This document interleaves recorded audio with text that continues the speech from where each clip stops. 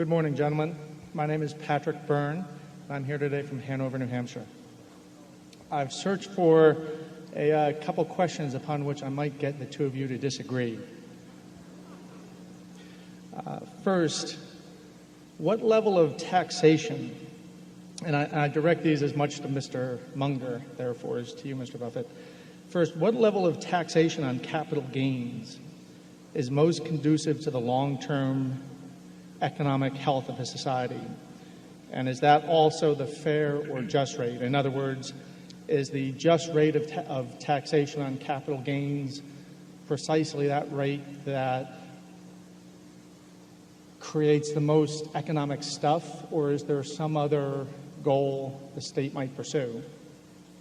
And as a not so subtly related question, I work in a New Hampshire factory that makes industrial torches. As CEO, I might add, Patrick. Say again? As CEO of that workings made it sound like you were down there on the floor. I just wanted people to. Patrick writes me letters from chairman to chairman, so I think we got to get him back at it. Continuing. Well, it's a small company. I do work as CEO, but it's not much of a hierarchy. We make torches used in heavy manufacturing, and the fortunes of our factory echo those of industrial America. Do you agree with the conventional wisdom that maintains that the age of classical industrial America has passed, and that America cannot be competitive in the long term with low-wage countries?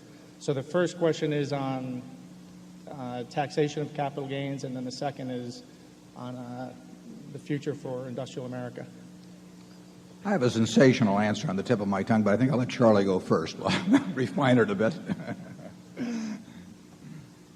Well, I think there's an easy answer to your capital gain issue, and one is what makes an economy work best in some abstract mathematical sense. And the other is the consideration that you allude to, which gets into issues of fairness. And it's as Aristotle felt that systems worked better when they were generally perceived as fair. The civilization worked better if people saw the differences in rewards as having been fairly reasonably fair anyway.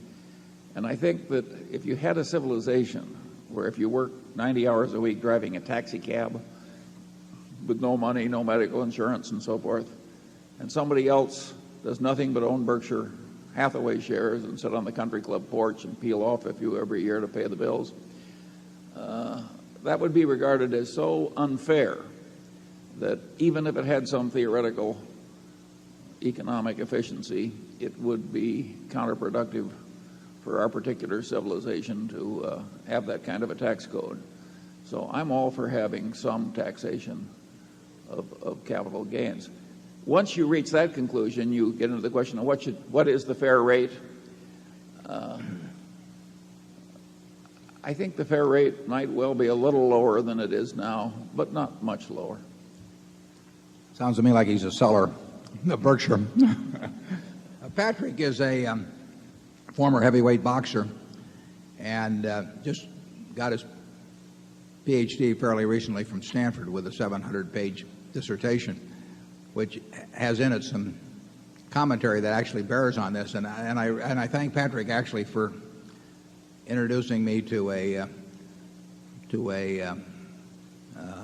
kind of a system of mental construct to attack questions like this. Patrick gave me the example one time, and I think this may go back to John Rawls at Harvard, but he said, just imagine that you were going to be born 24 hours from now, and you had been granted this extraordinary power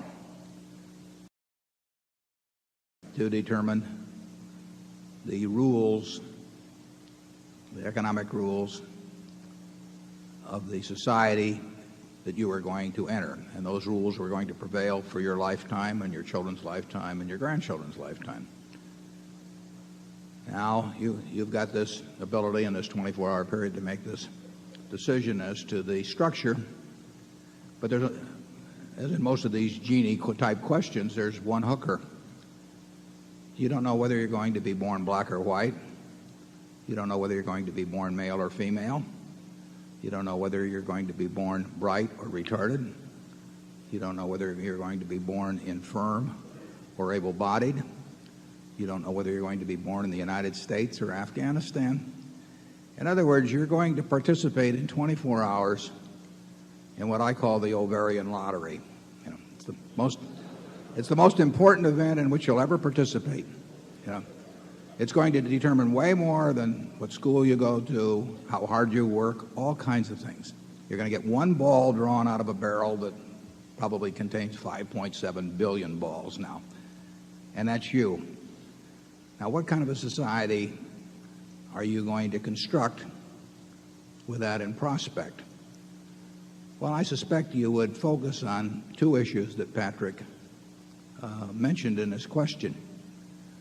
You would try to figure out a system that is going to produce an abundant amount of goods, and where that abundance is going to increase at a rapid rate during your lifetime and your children and your grandchildren, so they can live better than you do in aggregate, and the grandchildren can live better. So you'd want some system that turned out what people wanted and needed, and you'd want something that turned them out in increasing quantities for as far as the eye could see. But you would also want a system that while it did that, treated the people that did not win the ovarian lottery in a way that you would want to be treated if you were in their position, because a lot of people don't win the lottery. I mean, Charlie, when we were born, the odds were over 30 to 1 against being born in the United States. You know, just winning that portion of the lottery, enormous plus. We wouldn't be worth a damn in Afghanistan. You know, we'd be giving talks and nobody'd be listening. Terrible. That's the worst of all worlds. So we want it that way. We want it partially in the era in which we were born by being born male. You know, partially in the era in which we were born by being born male. You know, and 50% of the talent in the country, and 50% of the talent in the country was excluded from, in a very large part, from virtually all occupations. We won it by being white. You know, no tribute to us. It just happened that way. And we won it in another way by being wired in a certain way, which we had nothing to do with, that happens to enable us to be good at valuing businesses. And, you know, is that the greatest talent in the world? No, it just happens to be something that pays off like crazy in this system. Now, when you get through with that, you still want to have a system where the people that are born like Bill Gates or Andy Grove or something get to turn those talents to work in a way that really maximizes those talents. I mean, it would be a crime to have Bill or Andy or people like that, or Tom Murphy, working in some pedestrian occupation just because you had this great egalitarian instinct.